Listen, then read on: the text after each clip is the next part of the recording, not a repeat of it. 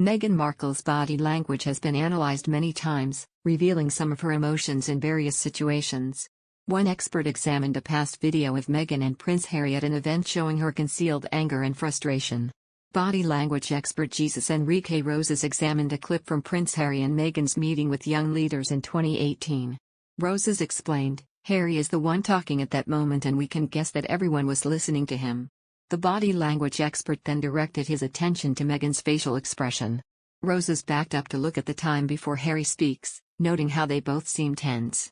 Meghan appears to give an up-and-down look that was a bit mean at the woman they're talking to.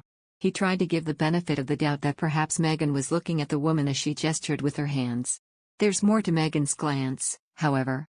When someone keeps their head fixed and just lowers their gaze, that's what happens here, he explained. That's why Meghan's look projects a negative or even hostile feeling. He added, "She's literally giving the woman an up-down look right on her face. And nobody likes to be seen like that." When Harry begins talking, Rosas addressed Meghan's reaction. He noted that her facial muscles show tension. The moment someone else begins to talk or interrupts her or upsets her presence in any way, this is the same pattern all the time, he explained. Meghan shows jaw tension, juts out her chin, and reveals her lower teeth. Rosas explained these signals are almost always concealed anger or frustration. The expert said Meghan's expression also looked like she really wanted to talk at that moment or control whatever Harry was saying at that time. Meghan's neck muscles also appear tense, Rosas said, because of her posture when she turns her head to look at Harry. But when you take a good look at the complete image of her torso, her neck, and her head, you can actually feel a great deal of tension that is absolutely unnecessary for a posture as simple as this, he explained. Rosas added, "The Duchess was absolutely triggered." Although Meghan tries to cool down when she looks away from Harry, Rosas said she displayed more signals of the same emotion when she presses her lips together and clenches her jaw again. "This is what's so disturbing about Meghan in these situations," Rosas explained. He continued, "But the problem is that she is not doing that jaw clenching in a way to emphasize her communication. She is doing it to vent an emotion." Rosas explained that Meghan reacts this way when she's being ignored. The combination of body language signals, according to Rosas, shows a strong, concealed anger reaction of Meghan to Harry speaking. He added, "This is much more than being impatient. And that's one of the reasons why Meghan is seen as narcissistic over and over again." Recently, royal biographer Angela Levin discussed the news that Camilla would become queen consort with GB News presenter Eamon Holmes. Ms. Levin was asked whether there was a lesson the Duchess of Sussex could learn from Camilla, and the royal biographer chuckled and called it a very good question.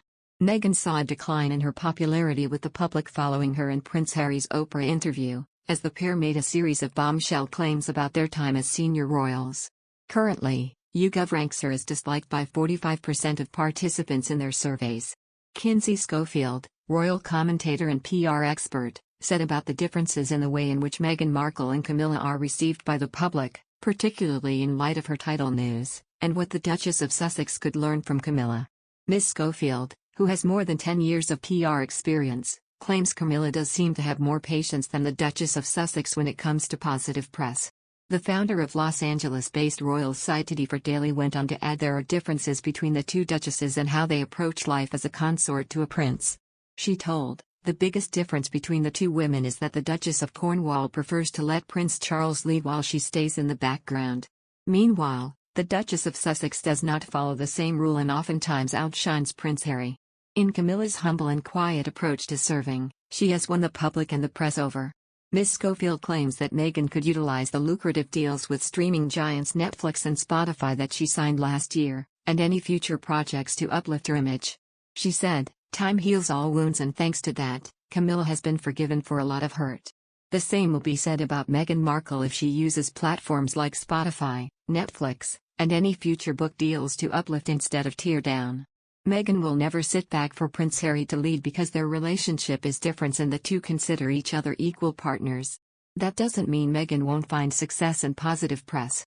She just has to continue to redefine who the Sussexes are as a couple and family and break away from royal expectations.